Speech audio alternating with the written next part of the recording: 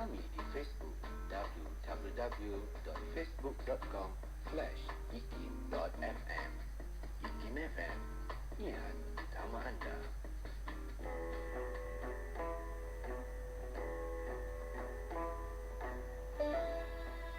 Bersama Ustaz Haji Zahazan Muhammad dalam rancangan Tafsirul Quran.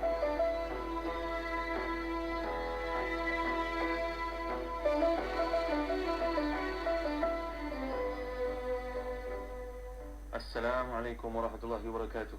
Innal hamdalillah nahmaduhu wa nasta'inuhu wa nastaghfiruh wa na'udzu billahi min shururi anfusina wa min sayyiati a'malina. May yahdihillahu fala mudilla lahu wa may yudlil fala hadiya lahu. Wa ashhadu an la ilaha illallah wahdahu la syarika lahu wa ashhadu anna Muhammadan 'abduhu wa rasuluh. Ya ayyuhalladzina amanu taqullaha haqqa tuqatih wa la tamutunna illa wa antum muslimun. يا أيها الناس اتقوا ربكم الذي خلقكم من نفس واحدة وخلق منها زوجها وبث منهما رجالا كثيرا ونساء واتقوا الله الذي تساءلون به والأرحام إن الله كان عليكم رقيبا يا أيها الذين آمنوا اتقوا الله وقولوا قولا سديدا يصلح لكم أعمالكم ويغفر لكم ذنوبكم ومن يطع الله ورسوله فقد فاز فوزا عظيما. أما بعد, saudara penerbit bersama Adi Syarudin, saya mendengar yang Allah sekalian. Alhamdulillah, bersyukur kita kepada Allah Subhanahu Wa Taala. Ikhwati billah, kita masih lagi membincangkan ayat-ayat tentang sifat takabur yang ada pada seorang manusia. Jangan dicontohi oleh kita. Sifat gurur yang telah menimpanya kerana harta dan juga pangkat, kedudukan yang terhormat di kalangan bangsa Quraisy pada waktu itu, iaitu Abu Jahal. Allah Taala menjelaskan antara sifat-sifat si Abu Jahal ini, ayat 31 dan seterusnya. A'udzubillahi minasyaitanir rajim.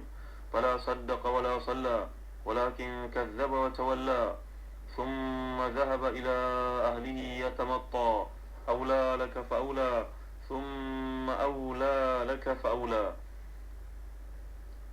Maksudnya, dia tidak mahu membenarkan Rasul dan Quran dan tidak mahu mengajarkan salat, tapi dia mendustakan Rasul dan berpaling dari kebenaran. Kemudian dia pergi kepada keluarganya dengan belagak sombong. Kecelakaanlah bagimu wahai si kafir, dan kecelakaanlah bagimu. Kemudian kecelakaanlah bagimu wahai si kafir, dan kecelakaanlah bagimu. Saya ingin menjelaskan ayat ini fokusnya kepada seorang yang bernama Abu Jahal, musuh Allah Subhanahu Wa Taala dan musuh Nabi sallallahu alaihi wasallam. Dengan kedudukannya, dengan hartanya yang banyak, dia menidakkan, mengingkari dakwah yang dibawa oleh Nabi sallallahu alaihi wasallam. Lalu Nabi telah pun mengancamnya, memberikan kepadanya amaran. Aula laka faula thumma aula laka faula. Abu Jahal akhirnya berkata kepada Nabi, engkau mengancam aku wahai Muhammad, engkau dan tuanmu tidak mampu melakukan apa jua sekalipun. Para pendengar dirahmati dan dikasihi sekalian, fala saddaqa wala salla, ni huruf fa yang ada pada permulaan ayat difahami oleh kebanyakan para ulama masih mempunyai hubungan dengan ayat yang ketiga pada awal surah yang lalu. Lagi kita tengok pada awal surah yang lalu kan, ayat sabul insanu allan najma'a idhama bala qadirina ala an nusawya banana. Manusia mengira bahawa kami tidak mengumpulkan tulang belulangnya, kami tidak mampu. Bukan demikian, kami berkuasa menyempurnakan jari jemarinya. Kita dah bincangkan dahulu bahawa orang kafir ini sentiasa menafikan kebenaran, kiamat akan berlaku dan Allah akan mengumpulkan tubuh badan mereka balik semula. Jadi maknanya ayat ketiga ni seakan-akan mempunyai kaitan yang rapat dengan ayat yang ke-30 yang sedang kita bincangkan sekarang. Nampak tak tuan-tuan yang dimuliakan sekalian? Kesalingan yang ada antara satu sama lain. Fala saddaqa wala salla walakin kadzdzaba wa tawalla. Dia mempunyai hubungan pada awal hingga akhir, synchronization yang berlaku, tawafuq di antara matla' dengan khitam surah ini. Dia bertanya, dia tak ada persiapan untuk menghadapi kiamat, maka dia mempertikaikan. Dia tidak membenarkan Rasulullah, tidak membenarkan Quran, tak mahu mengajarkan salat, mendustakan kebenaran. Bahkan dia pergi kepada keluarganya untuk membawa lagi kempen cerita-cerita dusta terhadap Nabi Muhammad sallallahu alaihi wasallam. Boleh juga fa pada awal ayat ini, kata para ulama lugha, dia mempunyai kaitan dengan ayat sebelumnya. Ila rabbika yawma idzinil masaq. Ayat 29. Kan tuan-tuan nampak kaitannya? Ila rabbika yawma idzinil masaq, ayat 30 ada kaitan dengan fala saddaqa wala salla. Ini adalah pandangan kedua oleh para ulama lugha. Maksudnya, ketika dia mati meninggalkan dunia, lalu dia dihalau untuk menemui Allah SWT tanpa bekal, barulah dia sedar dan dia menyesal. Perkataan yatamatta, muslim-muslimat ini mulia Allah sekalian, yatamatta boleh difahami berasal dari perkataan mata. Mata iaitu mim ta alif, maknanya belakang, punggung, belakang kita, al-zahar. Dengan demikian, ayat ini digunakan, perkataan ini digunakan untuk menunjukkan orang yang berlagak sombong, berjalan mendabik dada. Kalau kita bahasa Melayu menyatakan seperti itu, berjalan dengan sikap, karakter menampakkan kehebatannya, nak memperlikinkan Nabi Muhammad sallallahu alaihi wasallam. Boleh juga perkataan ya tamatta ni diambil dari perkataan tamattat. Tamattat maknanya membentangkan. Jadi huruf ya pada akhir kalimah ini, pada akhir perkataan ini pengganti huruf ta yang kedua. Kerana berat mengucap dua huruf yang berdampingan satu sama lain, maka diubah menjadi ya tamatta dari akar kata yang hampir sama dengan mattat. Mattat ini berarti kalau benda yang fleksibel, benda yang dapat dibentangkan manjang, benda yang bersifat elastik. Dan di sini menunjukkan keangkuhan. Kan orang kalau sombong ni berjalan seolah-olah dada dia besar sangat, badan dia besar sangat. Yang rendah pun nak menunjukkan dia tinggi. Jadi tuan-tuan yang dirahmati dan dikasihi Allah sekalian, ini dapat juga kita fahami sebagai satu penjelasan tentang keburukan sifat yang berkaitan dengan kehidupan beragama. Ini adalah orang-orang kafir punya pandangan. Dia melihat orang Islam ni leceh, kerana sembahyang itu mereka jadi terkebelakang, kerana ikut Islam mereka menjadi ketinggalan. Dia bersama dengan geng-gengnya, kuncu-kuncunya cuba untuk memburuk-burukkan dan mengejek Nabi Muhammad sallallahu alaihi wasallam. Kemudian ayat aula laka faula, thumma aula laka faula. Ayat yang lalu menggambarkan tentang sifat si penderhaka ni. Jadi ayat ni pula merupakan satu ucapan Nabi Muhammad SAW sesuai dengan sifat derhakanya. Orang macam Abu Jahal ni tak sesuai untuk mendapat penghormatan, untuk mengatakan selamat pagi sekalipun tidak layak baginya. Yang sesuai untuknya adalah aula laka faula. Kata Zamakhsyari, aula laka faula ni merupakan satu perkataan yang digunakan alamun lima'an al-wail. Dia merupakan satu penggunaan perkataan yang merujuk pada kecelakaan. Wa huwa ghairu munsarif lil alamiyah. Ini pandangan Zamakhsyari. Ia merupakan satu celaan. Setengah ulama boleh mengatakan aula ni atas wazan af'al dari perkataan wail. Awail dia punya wazan af'al ni itu aula. Faqulib. Ada pula yang mengatakan atas wazan fa'la. Dengan sebab itu tidak ada tanwin pada hujungnya. Aula laka fa'aula. Aula laka fa'aula ni antara tafsiran yang menarik, yang paling jelas dikemukakan oleh para ulama tafsir. Kita rujuk dalam tafsir Ruhul Ma'ani oleh Al-Imam Mahmud Al-Alusi.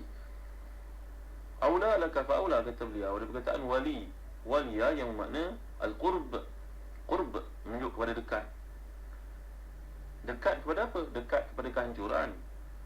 Iaitu maksud dia aula laka bermakna ahlakakallahu halakan akrab laka min kulli syar'in wa halak.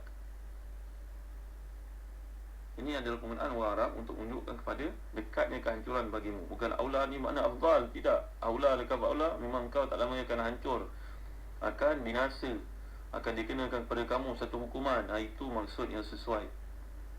Bu'adan wa suhqan fil halak. Moga Allah hancurkan kamu, Allah punah, musnahkan kamu, matilah kamu. Seolah-olah begitulah penggunaan yang tepat terhadap perkataan aula dalam konteks ayat ini. Muslim-muslimat ini rahmati dan dikasihi Allah sekalian.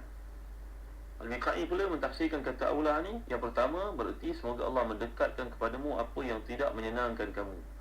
Dan aula yang kedua pula dalam arti semoga Allah menimpakan kepada kamu kebinasaan sesudah kebinasaan.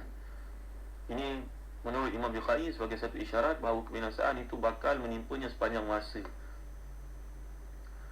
Tuan-tuan rahmati dan dikasihi Allah sekalian. Lebih jauh lagi Al-Miqai ini menambahkan lagi bahawa boleh jadi perkataan yang ketiga ni supaya kamu terus mendapat kebinasaan, kehancuran masa ke semasa. Dan yang keempat, kamu akan dimembankan ke neraka Allah Subhanahu wa taala. Jadi pertama dalam kehidupan dunia, yang kedua ketika kematian, yang ketiga ketika kebangkitan, dan yang keempat dalam neraka. Ini antara kata-kata Al-Imam Al-Biqai terhadap penggunaan perkataan ini secara takrir, secara berulang-ulang. Aula sekali, laka fa'aula dua kali, summa aula nombor 3, laka fa'aula 4 kali. 4 kali digunakan untuk merujuk kepada kebinasaan ini bertimpa-timpa ke atas manusia yang hina, manusia yang lanan Allah Subhanahu wa taala seperti Abu Jahal ini. Tuan-tuan yang dirahmati dan dikasihi Allah sekalian, walau bagaimanapun ayat ini harus kita faham dengan konteks al-ibratu bi umumi lafzi la bi khususi sabab. Janganlah kita fokuskan perkara tersebut berlaku kepada Abu Jahal semata-mata. Turunnya Quran ini untuk dipakai hingga hari kiamat. Barang siapa yang mengikuti sifat Abu Jahal, maka tertimpalah ke atasnya kebinasaan seperti yang berlaku kepada Abu Jahal. Tuan-tuan yang dimuliakan Allah sekalian, kuliah dahulu kita telah bincangkan sifat yang ada pada Abu Jahal ni, antaranya sifat takabur yang melampau-lampau, sifat gurur yang menimpanya. Maka janganlah kita ni timpa penyakit yang sama, tuan-tuan. Kuliah dahulu saya ada bawakan kepada kisah pada tuan-tuan, kisah tentang seorang ulama Islam yang terkemuka, Sa'id An-Nursi, yang dikenali dengan nama Badi'uz Zaman. Badi'uz Zaman, gelaran yang ulama berikan kepadanya, bukan seperti setengah manusia yang memberi gelaran kepada dirinya sendiri. Gelaran-gelaran yang diberi kepada para ulama ni, tuan-tuan, adalah gelaran orang lain terhadap mereka, kerana sumbangan mereka, kerana jihad mereka, kerana kesungguhan mereka, kerana ilmu mereka, kerana keikhlasan mereka. Dan kebanyakan mereka ni mendapat gelaran selepas matinya. Tuan-tuan dimuliakan Allah sekalian, ini kisah Sa'id An-Nursi, Badi'uz Zaman. Badi'uz Zaman artinya yang mengindahkan zaman, pujaan sepanjang masa. Tokoh ulama dalam negara Turki ini yang telah berjuang berhabis-habisan sampai dia tak sempat untuk berkahwin, kerana zaman kebangkitan itu zaman kejatuhan kerajaan Islam Osmaniyah Turkiya.